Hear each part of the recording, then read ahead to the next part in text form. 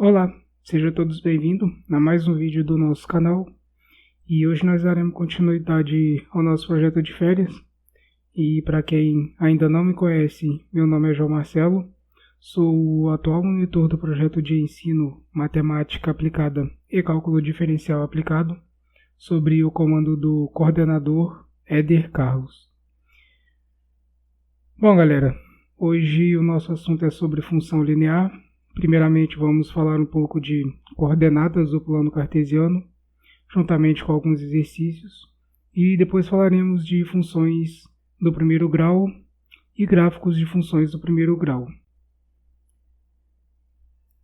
Bom pessoal, para dar início à nossa aula de hoje, primeiramente nós vamos falar o que são coordenadas em um plano. Consideramos em um plano duas retas graduadas perpendiculares no ponto zero. Ponto este que será a origem comum das duas graduações. Aqui nós temos duas retas, uma reta no plano horizontal e uma reta no plano vertical. E essas duas retas, elas são perpendiculares no ponto zero, ou seja, elas são perpendiculares, elas se cruzam formando um ângulo de 90 graus e um ponto denominado origem, que é o ponto zero. Cada uma das retas é chamado de eixo coordenado. Então, pessoal, aqui cada eixo desse ele vai receber o nome. A reta que está aqui no eixo horizontal, ela vai ser chamada de eixo X. E o eixo que está no plano vertical vai ser chamado de eixo Y. Pessoal, vamos observar esse gráfico. Dado um ponto P do plano, traçando por ele retas paralelas aos eixos coordenados, determinamos um único par alternado, x e y, de números reais. Bom, aqui nós temos o eixo X e o eixo Y. E ainda nós temos um ponto P. Esse ponto P ele é formado por um determinado valor do eixo X e por um determinado valor do eixo Y. Se a gente pegar um valor do eixo X e um valor do eixo Y e traçarmos retas paralelas aos eixos coordenados, nós vamos determinar um par ordenado, que são um par formado por um determinado valor de x e um determinado valor de y. Então, nós temos a coordenada e um ponto P. Bom, ainda nós temos que no eixo x, nós vamos chamar que esse eixo ele é o eixo das abscissas. E no eixo y, nós vamos chamar que ele é o eixo das ordenadas. Bom, pessoal, aqui nós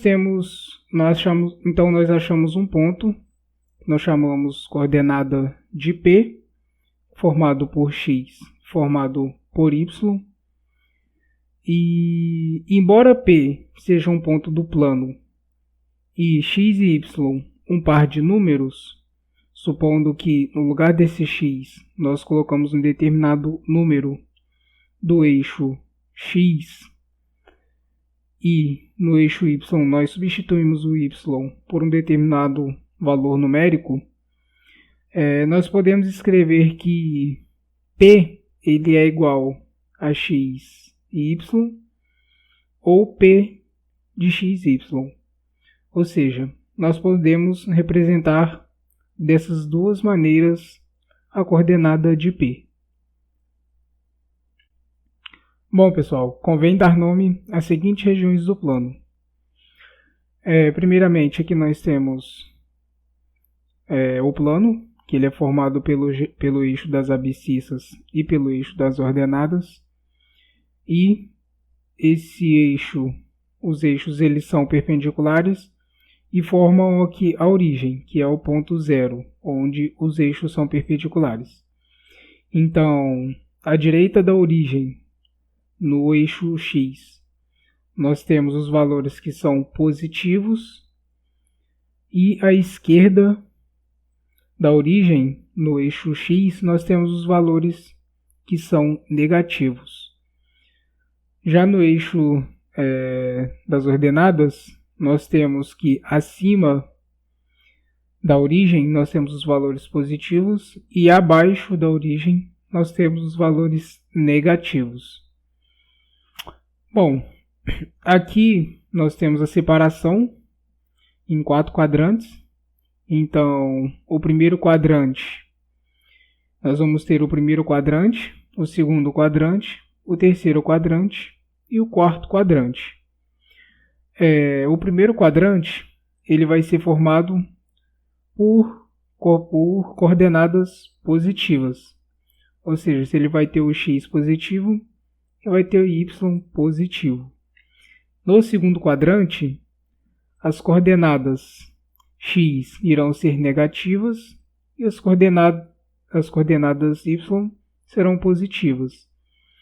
No terceiro quadrante, as duas coordenadas elas vão ser negativas e no quarto quadrante a coordenada x vai ser positiva e a coordenada y vai ser negativa. Vamos partir agora então para o nosso primeiro exercício. É bem simples, pessoal. É só marcar alguns pontos aqui no nosso plano cartesiano. O primeiro ponto é o ponto A. Nós temos aqui coordenadas igual a 2 e 3. Então, o 2 corresponde à coordenada no eixo x e o 3 corresponde à coordenada no eixo y. Então, vemos que o 2 está positivo. Então, nós vamos pegar no eixo x os números que estão à direita da origem, à direita do ponto 0.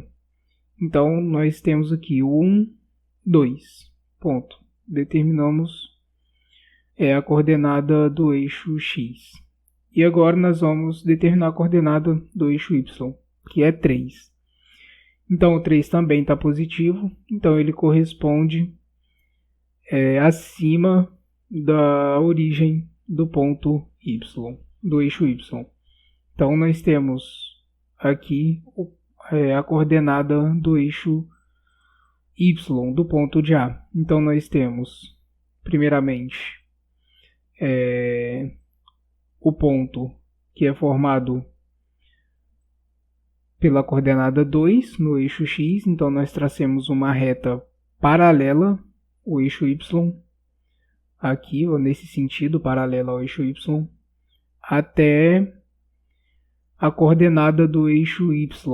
Nós traçamos uma linha paralela ao eixo x. Então, nós vamos traçar uma linha paralela até chegar no ponto em que x é igual a 2. Então, nós formamos aqui a primeira coordenada, que é a coordenada de A. Agora, vamos traçar a coordenada de B. Aqui nós temos menos 1 e 2 como coordenada. Então, o menos 1 ele corresponde ao eixo x. Então, se ele está negativo, nós vamos procurar aqui do lado esquerdo da origem. Então, nós temos aqui o menos 1. E o ponto, a coordenada do eixo y, ele é igual a 2. Então, nós vamos aqui no eixo y e achamos a coordenada que é igual a 2. Então, traçando as retas paralelas, nós temos que o 1 vem até aqui e o 2 vai até o encontro da coordenada de x. Bom, então aqui nós achamos o ponto B, formado pela coordenada x1, ou melhor, x menos 1 e coordenada x igual a 2. No ponto C, nós temos aqui que as coordenadas são 2 e menos 3. Então, nós temos que a coordenada do eixo x ela é igual a 2, então é positivo. Então, aqui está a coordenada do eixo x, 2 positivo. E o menos 3 Bom, o menos 3 ele está abaixo da origem no eixo y, então nós temos que as coordenadas que formam o ponto C, ele é formado aqui por menos 3 e por 2 no eixo x. Então, nós temos aqui o ponto C no quarto quadrante. E o ponto D, ele é formado pelas coordenadas 1 e 0. Então, nós temos que a coordenada de x é 1 e a coordenada de y é 0. Então, nós demarcamos um ponto aqui na reta de x no número 1. Então, pessoal, no ponto A, nós temos aqui que x e y eles são positivos, então a nossa coordenada ela vai estar no primeiro quadrante. No ponto B, nós temos que o nosso x é negativo e o nosso y é positivo, então nós vamos ter a coordenada no segundo quadrante. O ponto C, ele tem o x positivo e o y negativo, então o nosso ponto ele se encontra aqui no quarto quadrante. E o ponto D, ele se encontra aqui paralelo ao eixo x. Ele se encontra ele é um ponto que está exatamente em cima do eixo x, porque o y ele corresponde ao valor de 0. Bom, pessoal, agora nós vamos entrar no assunto de função linear ou função do primeiro grau. E para que uma função mereça ser chamada função do primeiro grau, tem que existir dois números, o a e o b, sendo que o a ele tem que ser diferente de 0. Se a for igual a 0, a função do primeiro grau ela não existe. Então, a função do primeiro grau ela vai existir se existirem números reais para a e b, tais que f de x é igual a ax mais b, ou y igual a ax mais b. No caso, f de x e y é exatamente a mesma coisa. Então, nós temos que o a ele é denominado o coeficiente de x, porque ele está aqui relacionado aqui com o x, ele está multiplicando o x. E o b ele é o termo independente, ou seja, ele é independente, não depende de nenhum coeficiente.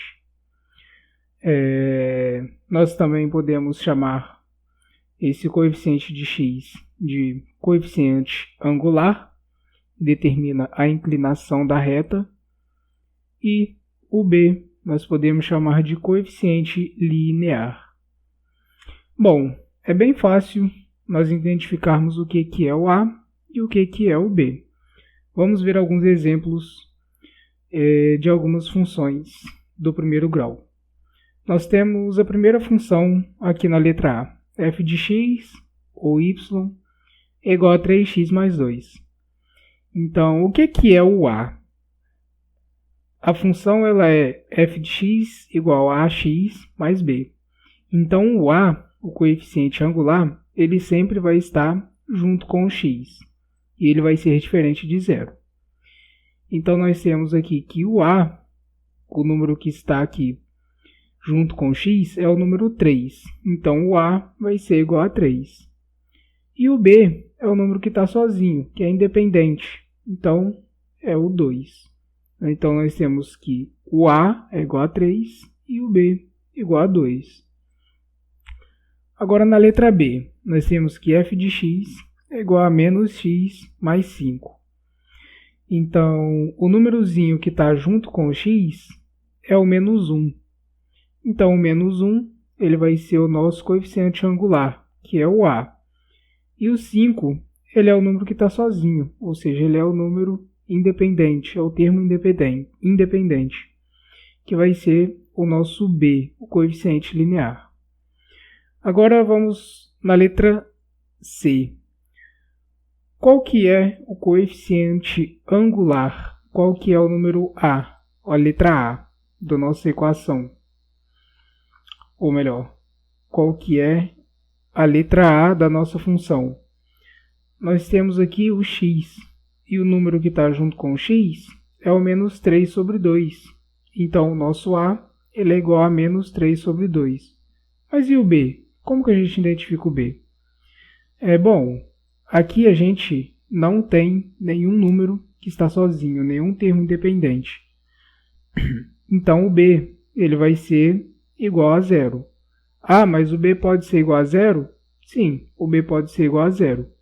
O que não pode ser igual a zero é o A, porque se o A for igual a zero, a nossa função ela não vai existir. Então, nós temos que o A é igual a menos 3 sobre 2 e o B é igual a zero.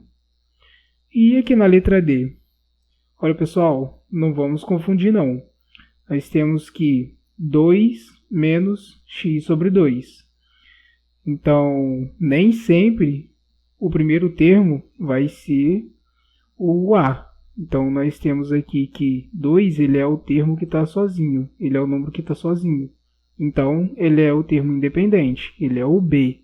E o A é 1 sobre 2. É o termo que está junto com o número x. Então, nós temos aqui que o A ele é menos 1 sobre 2 e o B é igual a 2. Bem fácil, né? Então, vamos agora para o gráfico da nossa função. Bom, pessoal, como já tinha dito, o gráfico da função do primeiro grau ele é um gráfico formado por uma reta. E é bem simples a gente esboçar o gráfico de uma função linear. Vamos pegar aqui uma função y igual a 2x menos 1. O que a gente faz para descobrir o gráfico da função? Bom, primeiramente a gente olha para a equação, a gente sabe que nós temos y igual a 2x menos 1. E nós vamos determinar um ponto. Então, um ponto de x. Qualquer um. Então, eu peguei aqui x igual a zero. Então, no lugar do x na equação, eu vou substituir por zero. Então, nós temos que y é igual a 2 vezes 0 menos 1. Então, y é igual a menos 1. Bom, aqui nós achamos dois pontos. No ponto em que x é igual a zero e ponto que y é igual a menos 1. Então, nós achamos aqui a nossa primeira coordenada de par ordenados, que é x e y. Então, nós temos que x é igual a zero e y é igual a 1. Pronto, achamos o nosso primeiro par de coordenadas. Agora, nós vamos determinar o nosso segundo par de coordenadas. Então, a gente vai escolher o número. Eu escolhi agora x igual a 1. Nós vamos substituir na equação o x por 1. Então, nós temos que y é igual a 2 vezes 1 menos 1. Y é igual a 1. Então, a nossa próxima coordenada ela é x igual a 1 e y igual a 1. Então, pessoal, a gente determinou aqui dois pontos, duas coordenadas. Por que a gente determinou duas coordenadas? Bom, se a gente tem dois pontos de uma reta, a gente conhece a reta inteira. Se nós conhecemos apenas um ponto, não conseguimos determinar a reta, não conseguimos determinar a reta. E se nós determinarmos três pontos, é totalmente desnecessário, porque com apenas dois pontos nós já conseguimos traçar uma reta. Então, com esses dois pontos de coordenada 0 e 1 e 1 e 1, nós conseguimos traçar uma reta. Então, para montar a nossa equação, nós montamos aqui um plano de x e y. E vamos pegar a nossa primeira coordenada. Então, nossa primeira coordenada é 0 e 1. Então, nós marcamos aqui o 0, que é o x aqui. Então, no eixo x, nós marcamos aqui o 0. E no eixo y, nós temos o menos 1. Então, aqui está o nosso ponto da primeira coordenada. X igual a 0 e y igual a menos 1. Determinamos o primeiro ponto. Agora vamos pegar o nosso segundo ponto, que é a coordenada x igual a 1 e y igual a 1. Então, nós pegamos aqui que x é igual a 1, y igual a 1, determinamos o segundo ponto. Então, é só traçarmos uma reta que passa por entre esses dois pontos e nós achamos o gráfico da nossa função do primeiro grau de y igual a 2x menos 1. Vamos ver algumas formalidades do gráfico da função. Bom, dado f de x igual a x mais b. Primeira formalidade. Se a for maior do que zero, ou seja, se o nosso coeficiente angular for positivo, nós temos que a função é crescente. E se a for menor do que zero, ou seja, se o nosso coeficiente angular for negativo, nós temos que a função é decrescente. Então, a nossa primeira formalidade, ela nos fala se a função é crescente ou se a função é decrescente. Segundo, a interseção com o eixo x é a raiz da função. Bom, pessoal, se nós igualarmos a função igual a zero, ou seja, se substituirmos o y por zero, nós vamos achar o valor de x. E esse valor de x, quando y é igual a zero, é a nossa raiz da função, que é igual a menos b sobre a. Então, nós temos ainda aqui a interseção com o eixo x, ou melhor, a interseção com o eixo y é o ponto 0 e b. Ou seja, o nosso coeficiente linear ele vai ser o ponto em que o gráfico da função toca no eixo y. E a raiz da função vai ser o ponto em que o gráfico da função toca no eixo x. Aqui nós temos o nosso primeiro exemplo, letra A. Então, a nossa função f de x é igual a x menos 2. E para a gente conseguir traçar o nosso gráfico da função, basta a gente achar a raiz da função e basta saber o nosso coeficiente linear, que é onde o gráfico toca o eixo y. Então, pessoal, para a gente achar o gráfico da função x menos 2, basta a gente achar dois pontos, que com dois pontos nós conseguimos traçar a reta da função. Bom, o primeiro ponto é a raiz. Então, para acharmos a raiz, basta igualar a função igual a zero. X menos 2 igual a zero, x igual a 2. O primeiro ponto é x igual a 2, que é a raiz da função.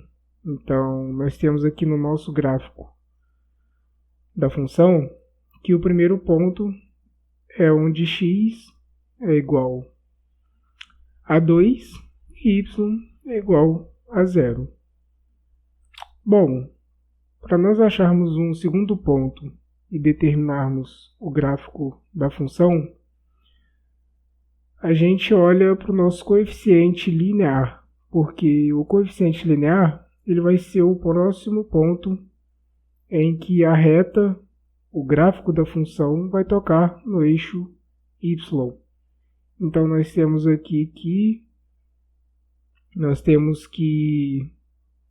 o segundo ponto é o coeficiente linear da função. Então, o nosso segundo ponto é o menos 2, que passa aqui no eixo y.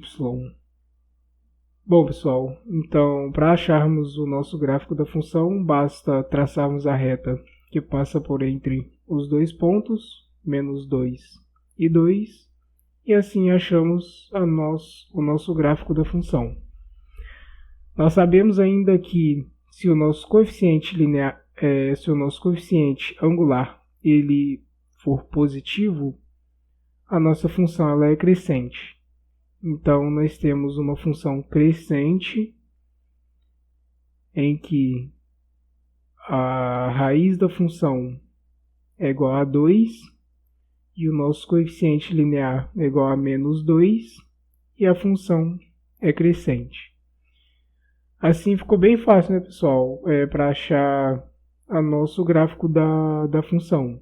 Não precisamos mais determinar um número para x, jogarmos na equação e acharmos o valor de y. Agora a gente consegue traçar o nosso gráfico da função simplesmente achando a raiz e sabendo qual que é o nosso coeficiente linear da função. Vamos passar agora para o nosso segundo exemplo. f de x é igual a menos 2x mais 6. Achamos a raiz da função. Como que fazemos isso? Igualamos a função igual a zero. Então, menos 2x mais 6 igual a zero. X é igual a menos 6 sobre menos 2. Então, x é igual a 3. Então, achamos a raiz da função. A raiz da função é o ponto em que o gráfico ele toca o eixo x. Então, para a gente achar o próximo ponto, basta sabermos qual é o coeficiente linear. Nosso coeficiente linear é o 6. Então, no eixo y, nós colocamos o ponto em que y é igual a 6. Achamos o nosso segundo ponto, agora basta traçar a reta que passa por entre esses dois pontos e assim construirmos o gráfico da função. Então, nós sabemos aqui também que o coeficiente angular da função é negativo, então a nossa função ela é decrescente. Então nós temos aqui uma função decrescente em que a raiz da função é 3 e o coeficiente linear da função é 6. Temos aqui então nosso próximo exercício. Esse é um pouco diferente dos outros, é um exercício mais aplicado. Uma certa locadora de automóveis cobra R$ 35 por dia, mais 55 centavos por quilômetro rodado. Letra A. Expresse o custo para alugar um carro por dia em função do número de quilômetros rodados. Letra B. Quanto custa alugar o carro por um dia para uma viagem de 50 km? E letra C. Quantos quilômetros o carro rodou se o preço do aluguel por dia foi de R$ 72? Bom, nós temos então que uma locadora de automóveis ela cobra uma taxa por dia e também, além dessa taxa por dia, ela cobra uma taxa que é por cada quilômetro rodado.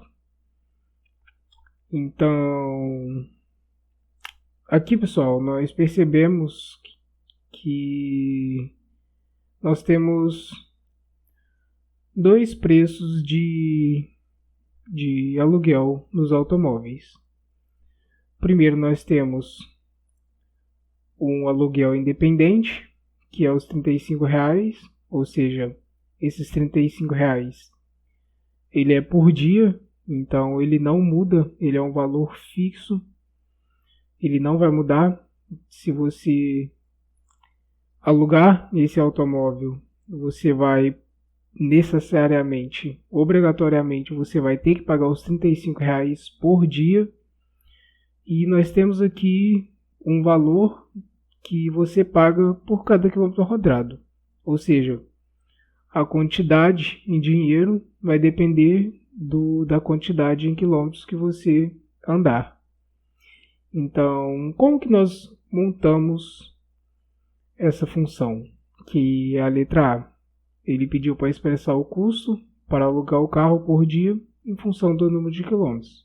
ou seja, o custo em função do número de quilômetros rodados. Então nós sabemos que 35 ele é um valor independente, ou seja, ele vai ser o nosso coeficiente linear, porque ele não depende de ninguém, ele não depende de nenhum outro coeficiente. Os R$35 ele vai pagar obrigatoriamente pelos dias que ele alugar o automóvel. E então nós já sabemos que o nosso coeficiente linear é 35, que é o nosso termo independente. Nós sabemos que a cada quilômetro rodado ele vai pagar 55 centavos a mais. Então nós sabemos que quilômetros rodados, vamos chamar quilômetros rodados de X. Então nós sabemos que ele vai pagar 55 centavos por quilômetro, ou seja, nós temos que o custo em função dos quilômetros rodados pelo automóvel vai ser 0,55 vezes 0,55 centavos vezes a quantidade em quilômetro que foi rodado, mais a taxa fixa que você vai pagar por dia, que são os R$35. Então, aqui está a nossa expressão em que expressa o custo em função do número de quilômetros rodado. Vamos para a nossa letra B. Quanto custa alugar o carro por um dia para uma viagem de 50 km? Então, se nós temos o custo em função de quilômetros rodados, nós sabemos que X é a quantidade de quilômetros que foi rodado pela pessoa que alugou o carro. Então, nós sabemos que X é a quantidade de quilômetros, então basta substituir o X por 50 km, que nós vamos achar o custo total, que é o custo pela quantidade de quilômetros rodado mais o custo diário.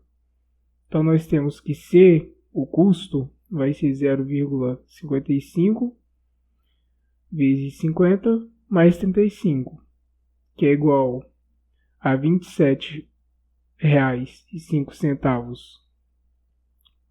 pela quantidade de quilômetro que ele rodou, ou seja, ele rodou 50 km, ele pagou R$27,05 e pagou mais R$35 do custo diário. Então, no total, ele pagou R$62,05. Nossa letra C. Quantos quilômetros o carro rodou se o preço do aluguel por dia foi R$72? Então, nós temos a função em que o custo está em função de quilômetros rodados. Então, nós sabemos que o custo a quantidade de dinheiro que ele gastou foi de R$72. Então, nós substituímos o custo para saber a quantidade de quilômetros que ele rodou. Então, basta substituir o C de X por 72 e assim nós achamos o X, que é a quantidade de quilômetros rodado. Então, 72 é igual a 0,55x mais 35. Ou seja, ele gastou R$72 e ele quer saber quantos quilômetros rodados, quantos quilômetros que ele andou. Então nós temos, resolvendo a equação, nós temos que 72 menos 35 é igual a 55 centavos vezes a quantidade de quilômetros rodado. Então a quantidade de quilômetros rodado vai ser 37 dividido por 0,55.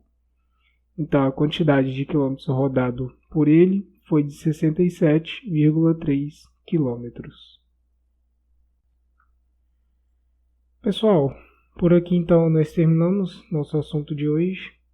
Espero que vocês tenham entendido. Caso contrário, pode entrar em contato comigo para qualquer dúvida. No mais, uma boa semana a todos e até o nosso próximo encontro, que iremos falar de função quadrática. Até mais.